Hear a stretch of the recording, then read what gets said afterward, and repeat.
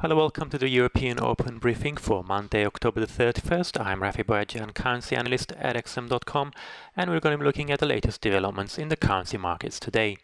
So the main headlines this morning is the fact that the FBI has reopened Hillary Clinton's email investigations. This came on Friday and had quite a bit of impact on currency markets. The dollar slid after the news, and so did the Mexican peso and the Canadian dollar.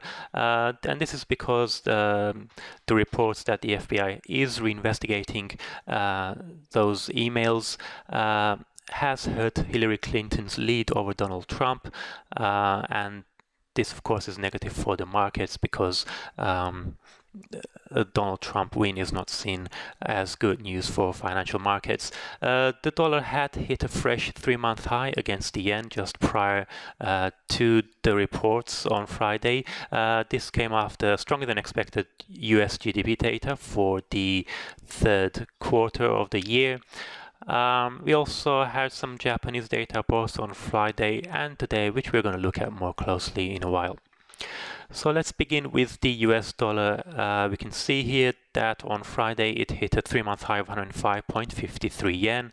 It fell sharply after the FBI announced that it has reopened its investigation into the use of a private server by Hillary Clinton for her emails, and this also hurt the Mexican peso and the Canadian dollar. But we did have some fairly good news for the US economy. The US economy expanded by 2.9% at an annualized rate in the third quarter versus expectations of 2.5%. And compares pretty well with a much weaker 1.4% in the second quarter. So this data reaffirms the fact that the US economy has rebounded in the third quarter. It does also reaffirm expectations that the Fed is on course to raise rates in December, but before then we have the FOMC meeting this week. The Fed meets tomorrow and on Wednesday.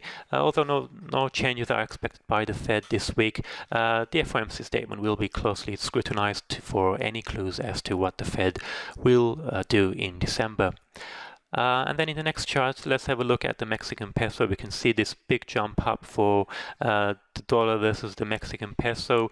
The Mexican peso is very sensitive to the election developments because of the fact that if Donald Trump was to win, it could potentially harm trade between the two countries, given the fact that the US is Mexico's largest trading partner.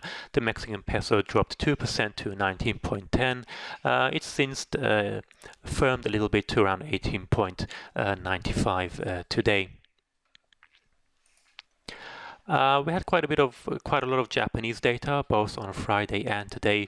On Friday, we saw much stronger than expected household spending data, although this wasn't followed by retail sales. The retail sales actually came in slightly worse than expected in September at 1.9% year-on-year rate, even though the household spending jumped by 2.8% month-on-month in September.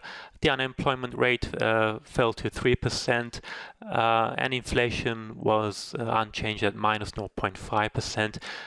Industrial output today disappointed as it was flat in September versus expectations that it would grow by 1%. So a fairly mixed batch of data there for Japan.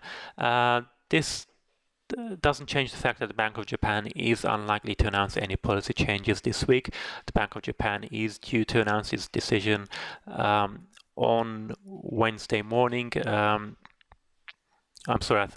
tomorrow morning, the Bank of Japan meets for its 2-day policy meeting.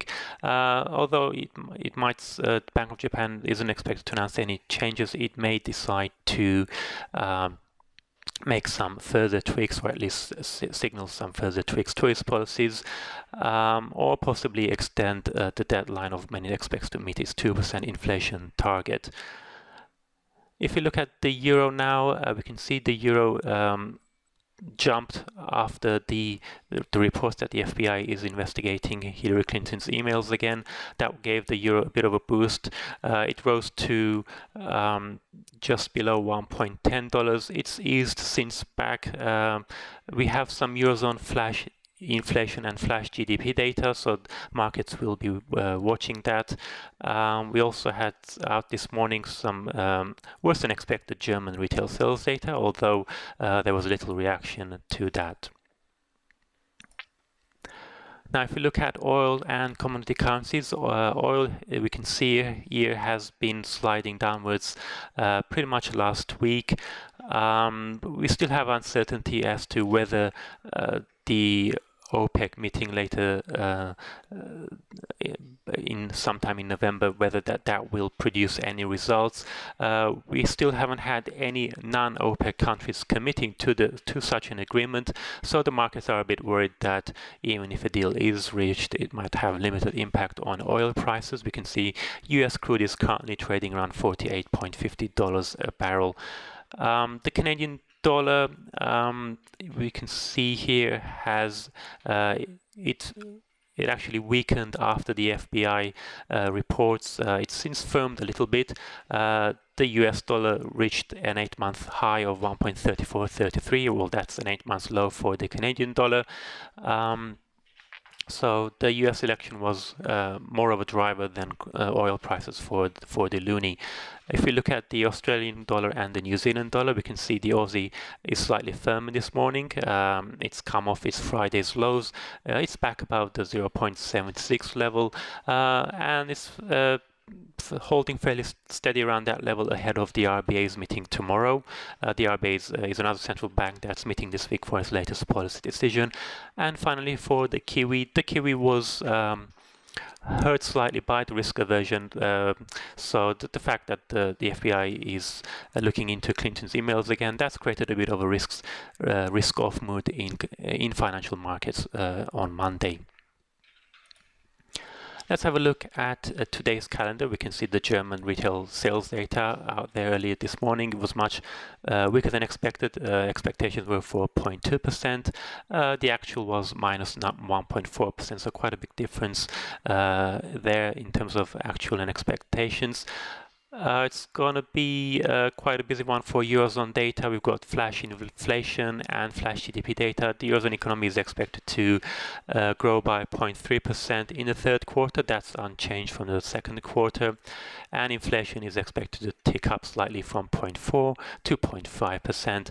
And we've got quite a bit of US data coming up later in the day. We've got personal consumption and personal income, as well as the Fed's preferred measure of inflation, the core PCE price index, and then that will be followed by some Canadian data for producer prices. And then much later in the session, we've got the Chicago PMI for the US. That's expected to ease slightly to 54.0. So quite a lot of data to look ahead to later in the day in the US session. That's it from me. Thank you very much for watching and have a great day.